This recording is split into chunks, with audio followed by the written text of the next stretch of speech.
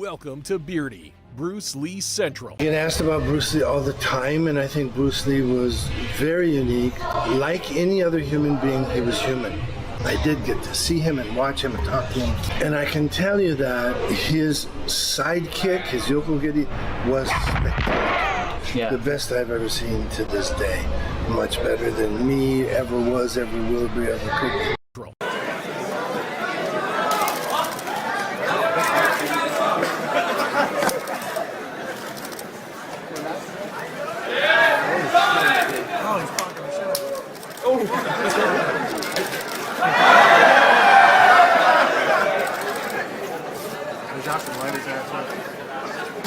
Knock him out, Seagal.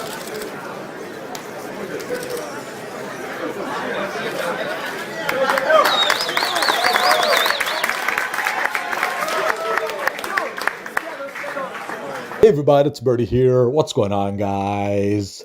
Okay, you can imagine my shock and surprise when I get this mail from a guy that says he was a close friend of Steven Seagal back in the 60s and 70s, and he was there when Steven Seagal met Bruce Lee, and he saw everything. So I said to the guy, okay, go on, explain exactly what happened here in detail. And that's what he did. So he said that Steven Seagal used to live in Fullerton, California, which is just a few minutes away from Culver City, California, where Bruce Lee bought a house in 1967. And I did my research, and it turns out that is true, guys. Steven Seagal did indeed live in Fullerton, California, which is close by to Culver City, California. And in 1970, Steven Seagal started traveling to Japan, and he was training Aikido in Japan from 1970 to 1972. And in this period, he would travel back and forth from Fullerton, California to Japan.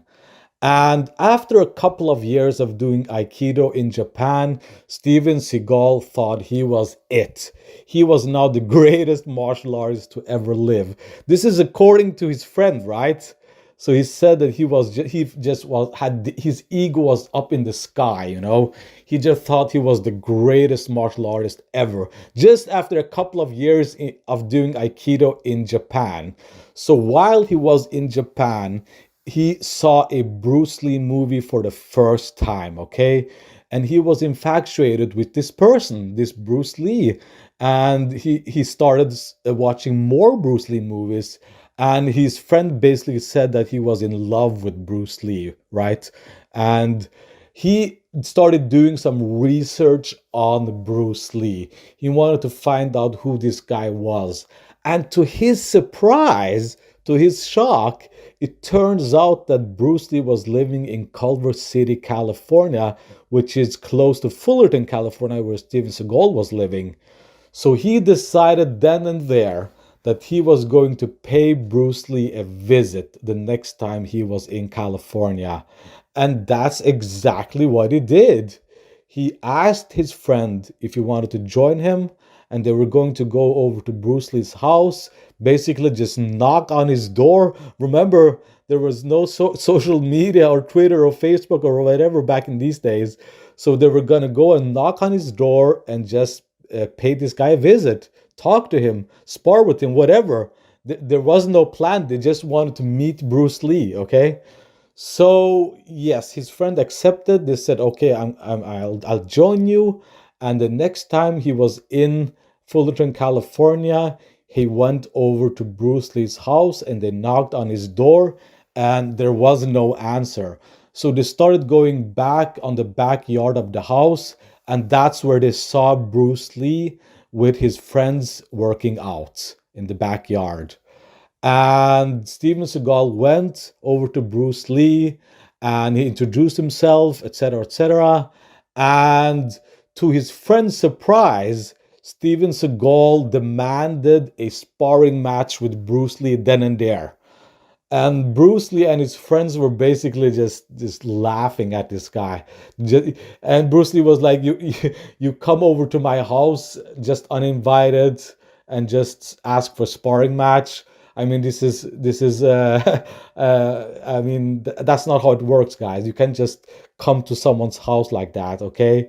And Steven Seagal was adamant, and he didn't want to leave until he had a sparring fight with Bruce Lee, okay? And that's where the fight started, okay? And it was not a sparring match because Bruce Lee wanted to teach this guy a lesson, okay? And his friend said that the fight didn't last long and that Steven Seagal was so messed up, he was so battered and messed up that they had to call an ambulance to come and get Steven Seagal. So that's how bad of a shape he was in after the fight. So I asked him for more detail, and basically all he said was that Bruce Lee was basically just using his kicks. He was basically, his hands were behind his back, and Bruce Lee was only using kicks against Steven Seagal. And that Steven Seagal was battered after a couple of minutes, and that they had to call an ambulance to get and pick up Steven Seagal. And that's basically the end of the story there. Uh, Steven Seagal got demolished, and yeah, there's no more to the story. I asked the guy for more detail, and he said that that's it. And from that day on, Steven Seagal hated Bruce Lee. And that actually explains why Steven Seagal is going around trash talking Bruce Lee all the time, because he got destroyed by this guy. He was probably embarrassed because he thought he was the greatest martial artist to ever live. After doing a couple of years of Aikido in Japan, he thought he was all that, but obviously he was not. So yeah, there we go, guys. Steven Seagal versus Bruce Lee. Who would have thought? I mean, obviously, we have to take this with a grain of salt. I mean, there's no way of proving or disproving any of this ever happened, okay? Like Steven Seagal, he claims he met Bruce Lee. We all know that. But we all know that I also exposed him, that Bruce Lee, I was sure that Steven Seagal never met Bruce Lee. Uh, and to this day, to be honest, I'm not sure if this story checks out or not. Uh, it's like I said, this happened. It's such a long time ago. It's impossible to prove or disprove this. But everything this guy said, his friend, checks out. Like the time period and the location of Fullerton and Culver City, it all checks out. And yes, he did train Aikido in Japan. And yes, Bruce Lee was popular in Japan in those days. So it's logical that Steven Seagal would have seen his first Bruce Lee movie in Japan while he was there training. So I mean, it all of this checks out, but in the end of the day, there's no way of proving or disproving this. So, like I said, we have to take this with a grain of salt. But it would explain why Steven Seagal trash talks Bruce Lee all the time, you know. And claiming he also claims Steven Seagal claims that Bruce Lee liked Aikido, and that's not true at all, guys. Bruce Lee was not a fan of Aikido at all. Like he considered implementing some forms of Aikido in Jeet Kune Do, but eventually he went away from it because Aikido was too stagnant of a sport. There's no agility. There's very little movement. It's more like you're using your arms a lot as like leverage and to pivot your opponent, and there's no like fluidity to Aikido.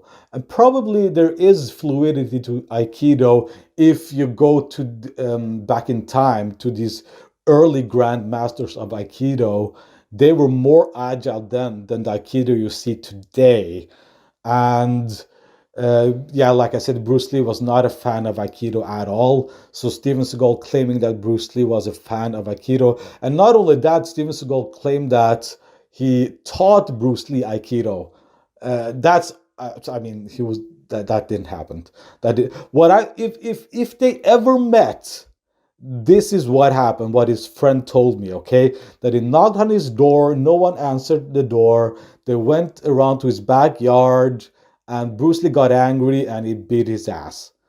I mean, that's if they ever met, that is the most logical explanation to what happened, what would have happened, okay? And working together, and I tried to learn from him, and I think he tried to learn from me, and so being able to work with him that day and fight him was a great pleasure for me. I was going to say, Dan Inosanto, at one stage, Bruce Lee's #1 student. You also... and teacher. And teacher. Friends with James Coburn as well, who was one of Bruce Lee's students. Indeed. That's how I met Bruce Lee, was through James Coburn. Tell me, I was going to ask. So you met Bruce Lee. Tell me about your experiences with Bruce, and what was he like, and how did you get on with him?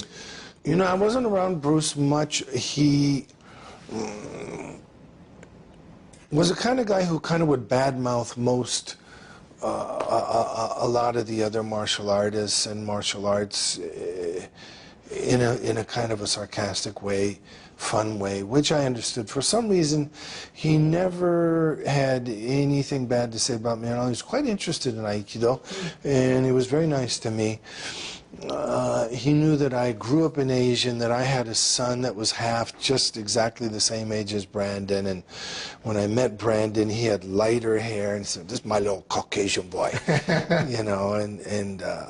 You know, I thought Bruce was a really great guy, really cool guy, and I thought James Coburn was a great guy too. And I'm really sorry they're all gone. And when Brandon was killed like that, they called me a few minutes after it happened. It was in Carolina somewhere. They called me in the middle of the night and they said, "We think that he's dead, but the guy shot a blank gun at him.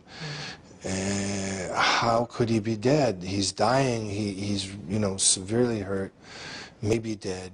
And I said, "You will find a projectile in him. You'll find a bullet in him." And they said, "That can't be. You're crazy."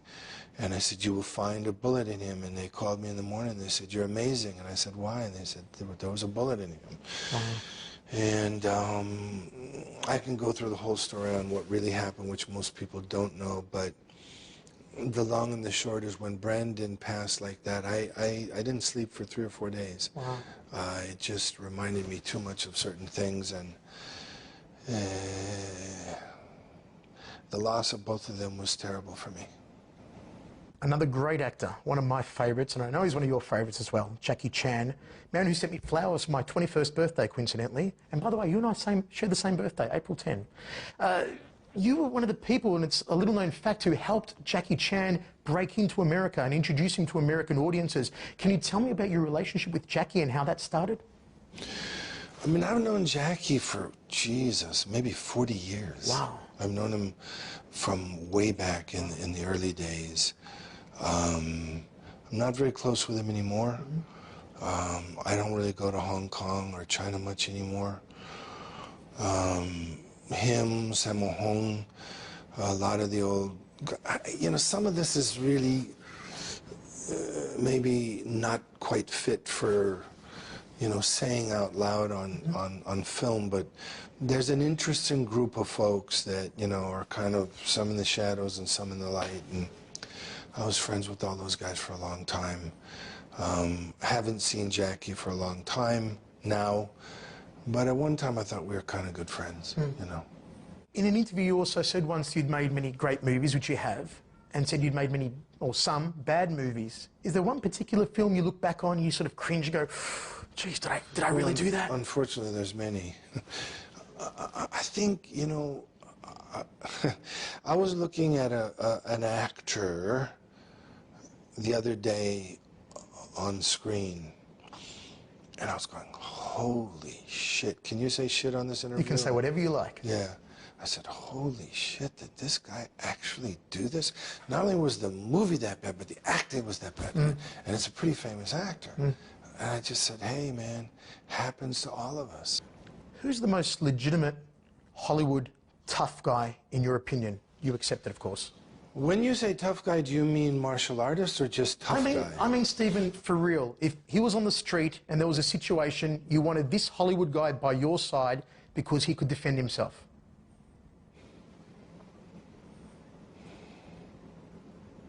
It's that hard to think of a legit one? Can you think of one? Michael Jai White? Can I laugh in your face? Really? Yes. Thoughts on Jean-Claude Van Damme? Can I laugh in your face? Chuck Norris?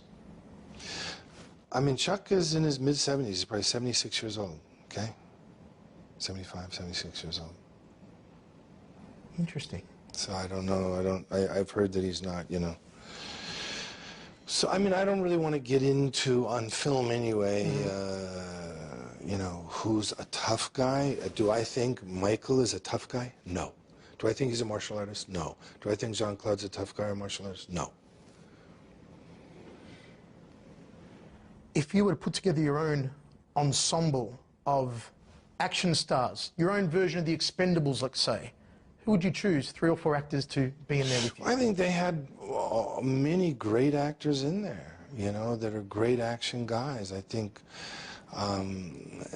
this guy Jason Statham, is that Jason right? Statham? Statham, Yeah, is it? yeah. It's not Stratham, it's Statham. Yep. Jason Statham is a wonderful action guy.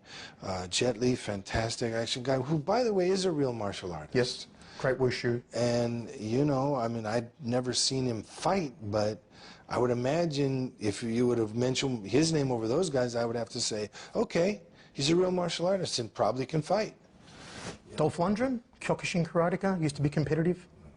He's a very nice guy. Do I think he's a tough guy and a great martial artist? He's just a great guy, and, you know, but anyway, so, but I'm trying to think of all the guys that were in there. I didn't get to see it, but, you know, Jet Li and, you know, Jason Statham are great guys. Who else was in it? Dolph Lundgren, Terry Crews, Randy Couture. Randy's a real fighter. Mm-hmm. Yep. You know? Of course, Bruce Willis and Arnie, we know both aren't real fighters, but great actors. They're great actors. Mm-hmm. And Sly Stallone. Yeah, you got all those great actors there. Yeah. Oh man, this is beyond hilarious. Kentaro Seagal, Steven Seagal's firstborn son, was born in 1975, 2 years after Bruce Lee died. And Steven Seagal himself was a teenager when Bruce Lee died. And he didn't even start acting until the late 80s, okay? Steven Seagal was just a kid at the time. Just a kid living in California, fighting and training karate at this karate dojo. That's it. That's all he was. Just a teenage guy training karate. So why the fuck would the likes of Bruce Lee and James Coburn and Steve McQueen hang out with this kid? Okay, well, this doesn't need any more commentary. You can just see for yourself that this guy is obviously lying out of his